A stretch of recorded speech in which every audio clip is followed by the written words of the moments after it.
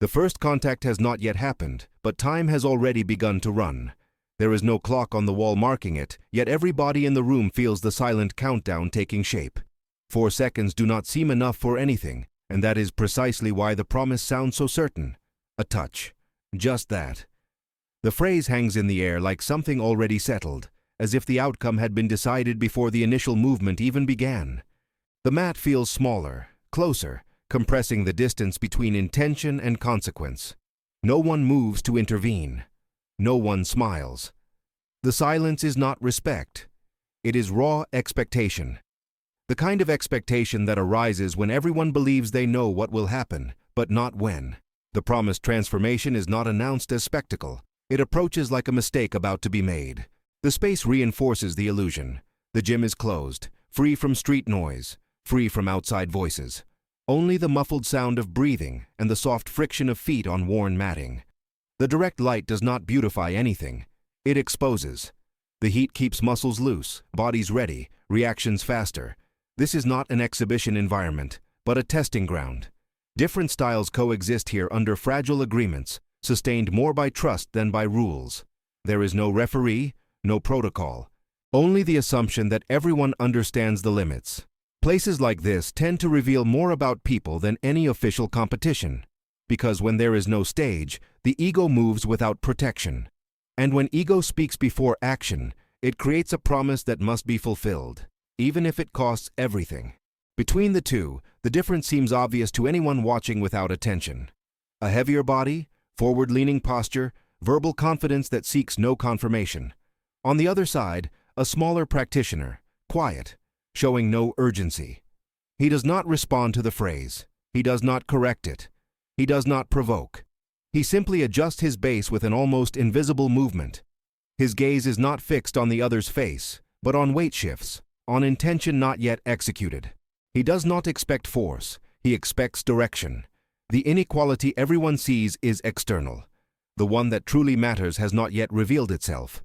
And as the silence stretches for another second, the entire room begins to sense, without being able to explain why, that something is not aligned as it should be. The gym bears marks of constant use. The mat is not new, but it is firm, with slightly more worn areas where training repeats every day.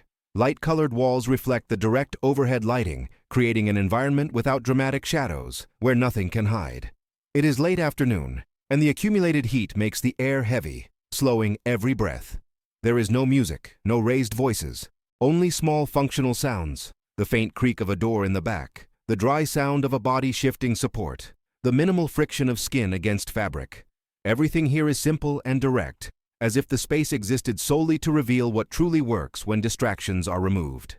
The social atmosphere is restrained, but charged. The few observers do not form an audience. They are incidental witnesses, people who have seen many sessions, many demonstrations, many technical speeches. They know the dominant logic of this space. Direct contact, early application of force, progressive control. Nothing here suggests that something different is about to happen. On the contrary, the atmosphere reinforces the expectation of normality. The comment made moments earlier echoes quietly in exchanged glances, not as open mockery, but as silent confirmation of a presumed hierarchy. No one voices support. No one objects. The social order of the place holds firm precisely because everyone believes they understand it. And it is this collective confidence that makes any rupture deeper than a simple physical imbalance. The protagonist enters this environment without trying to alter it. His posture does not challenge the logic of the space. It adapts to it. His feet meet the mat with calm precision, without haste. His shoulders remain loose, breathing steady. He does not occupy more space than necessary, nor does he retreat beyond what is required. There is no attempt at visual assertion. His body does not announce capability. He observes. Every small adjustment on the other side is registered, not as threat, but as information. The environment, to him, is not a stage for confrontation, but a system to be read. External silence mirrors internal silence. There is no visible conflict yet, only quiet preparation to respond to something already promised. The antagonist, in turn, seems far too comfortable with the scenario.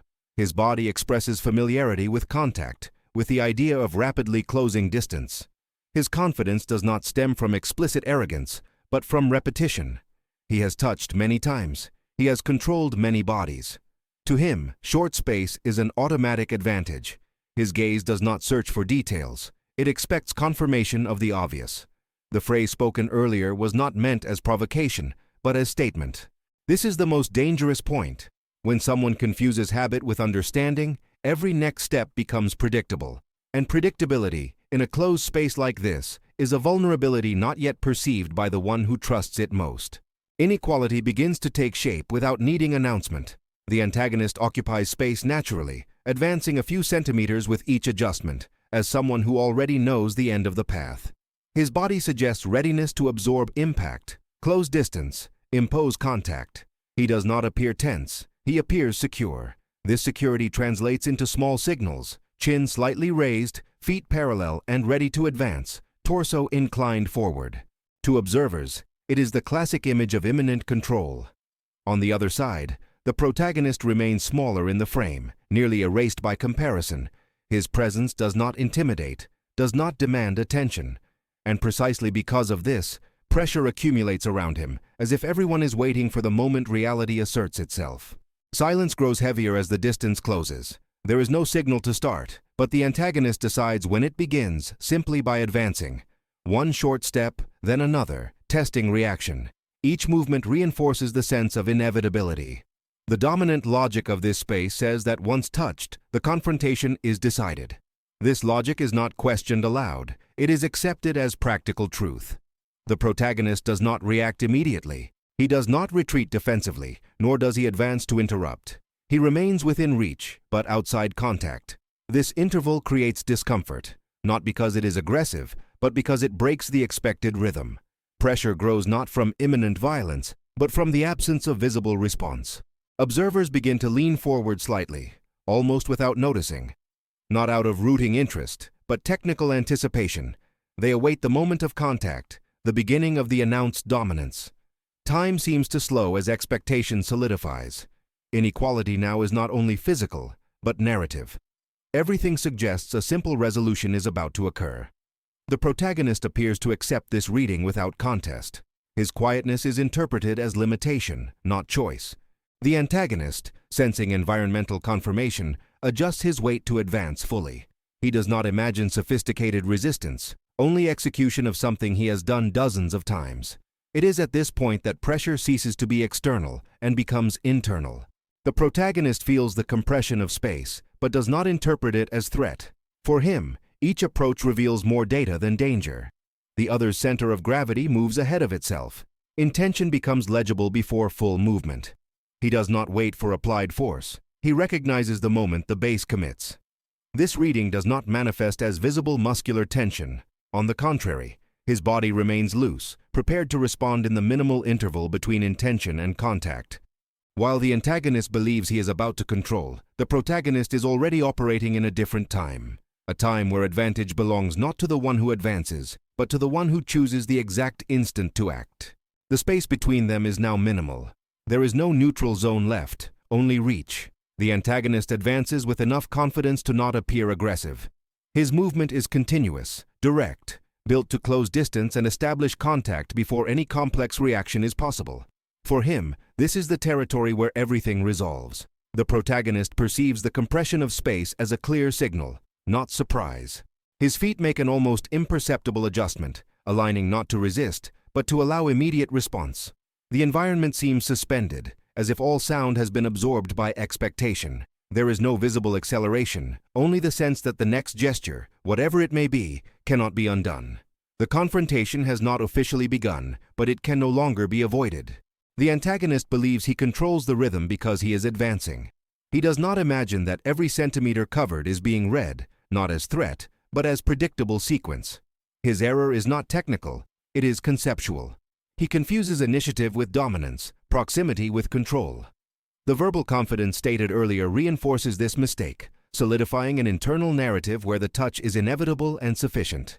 The protagonist does not attempt to interrupt this narrative with gestures or words. He allows it to advance to the precise point where it becomes fragile. This threshold is silent, invisible to those who do not know how to look. Observers feel the air grow dense, but cannot explain why. Something is about to happen, and it will not occur at the rhythm they expected. Subjective time distorts. The antagonist's advance seems too slow for those watching, too fast for those involved. The protagonist keeps his gaze on the torso, not the face. He does not react to the final movement of approach. He reacts to the intention that precedes it. The other's body commits in a micro-instant, transferring weight before full contact. That is where everything is decided, though no one yet knows it. The protagonist does not accelerate, does not force, does not anticipate too early. He simply allows the error to complete itself. Space does not close in on him. It reorganizes around the other's mistake. The entire room holds its breath, unaware that the point of no return has already been crossed.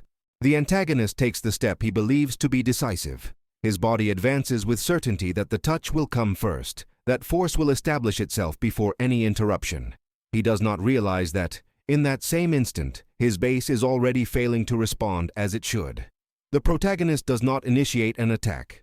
He executes an objective, minimal response at the exact time. There is no explosion, no spectacle, only a sudden alteration of balance that transforms advance into imminent fall. The confrontation, which seemed about to begin, has in fact already ended. Everything happens too fast to be narrated in real time, but slow enough to be remembered as an instant in which an entire conviction collapsed. The imbalance occurs before any force is established. It is not impact, it is interruption. The antagonist's body responds too late, as if it received delayed instruction. The foot loses reference on the mat, the axis shifts, and advance turns into emptiness. The protagonist does not push, does not pull violently. He simply removes support at the right instant, allowing the other's own intention to complete the movement. In less time than it takes to form surprise, the heavier body no longer obeys. The sound heard is not brutal collision, but the dry contact of a body meeting the ground without understanding how it arrived there. Time returns to normal only after the fall. The antagonist is on the mat, uninjured, but confused. His eyes quickly search for an external explanation. A mistake, a momentary failure, something out of the ordinary. He finds none. What occurred does not fit the logic he knows. The protagonist remains standing, stable, without a victorious posture. His body returns to rest almost immediately, as if nothing extraordinary had happened. To observers, this absence of celebration is unsettling. The action was too fast to follow, but too clear to ignore. 4 seconds were enough to dismantle a certainty built over years. There is no continuation. The protagonist does not advance to finish, does not capitalize on position. He steps back briefly, offering space. This gesture completely redefines what occurred. The fall ceases to be a competitive accident and becomes a demonstration of principle. He did not need to prove anything beyond what was already shown. The choice to stop there transforms the action into silent teaching. The antagonist remains on the ground for another moment, not due to physical inability, but cognitive necessity. He needs to reorganize his understanding of what just happened before standing up. The silence that settles is deeper than any verbal reaction. Observers do not comment, do not exchange immediate impressions. What they witnessed does not invite quick explanation. The scene fixes itself in memory not through violence, but through precision.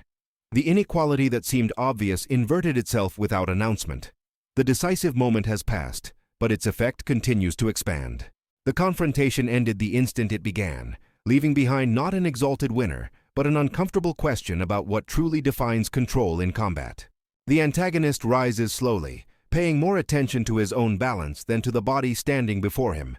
There is no immediate anger, only visible effort to reconstruct internal logic. He tests weight on his feet, adjusts posture, confirms nothing is physically wrong. Still, something remains displaced. The surrounding space feels different, smaller, more exposed. The protagonist does not observe with superiority. He is simply there, present, without pressure.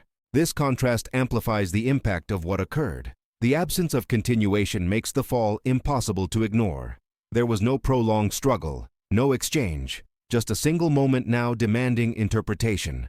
Silence does not embarrass, it forces reflection. The world reacts not with applause, but with collective suspension of certainty. Observers begin to move again, but cautiously. No one approaches to comment. No one laughs. The looks that once sought confirmation now avoid quick conclusions. The implicit hierarchy of the space has been interrupted without announcement. The initial comment loses weight retroactively, as if it had never been as solid as it seemed. The protagonist claims nothing. He does not explain, justify, or turn the event into discourse. His choice of silence after action redefines the meaning of victory. It ceases to be conquest and becomes inevitable consequence of correct reading. The antagonist understands this without hearing it. What disarms him most is not the fall, but the fact that nothing was demanded in return. As time passes, the episode circulates indirectly, not as boast, but as technical reference. People who were not present hear fragmented accounts, try to mentally reconstruct what happened. The absence of exaggeration strengthens the story. There was no spectacle to inflate versions, only a clear error explored with minimal precision. Other practitioners begin to observe the protagonist differently, seeking to understand the method behind the gesture. Respect consolidates without change in posture. He continues teaching, training, moving as before. But something around him has shifted. Strength ceases to be the sole evaluation criterion. The episode echoes not as personal victory, but as persistent reminder that real control rarely announces its arrival. Weeks later, the moment does not dissipate. It reappears in technical conversations, training adjustments, in questions previously unasked. Not as inflated myth, but as quiet reference. Those who try to retell it realize there is little to add. The action was too brief for ornament. This forces listeners to focus on essentials: timing, reading, choice. Validation comes not through acclaim, but through indirect repetition. Others begin testing similar concepts, questioning automatic advances, paying attention to base and intention. What occurred that late afternoon is confirmed because it continues to work in other contexts. The method does not depend on the episode merely revealed the method. The protagonist does not claim authorship of the impact. He allows the effect to spread without interference, as something sustained by its own merit. The legacy of the event lies not in the fall, but in the shift of criteria. The space remains the same, the mat unchanged, bodies continue training. Still, something moves in how confrontation is conceived. Direct force loses its status as universal answer. Control comes to include silence, waiting, precision.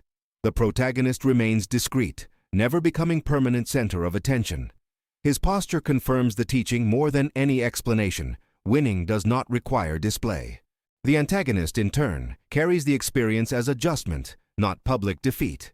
He was overcome by his own conceptual error, not by the other's aggression. This preserves his dignity and reinforces the lesson. The story remains alive because it humiliates no one. It merely exposes a common flaw. In the end, the episode settles as question, not closed answer. What truly defines dominance in combat? The ability to touch first, or the ability to choose the exact moment to act? The narrative offers no explicit conclusion. It presents a clear contrast between announced force and executed control. The spectator is not invited to admire a winner, but to revise personal assumptions.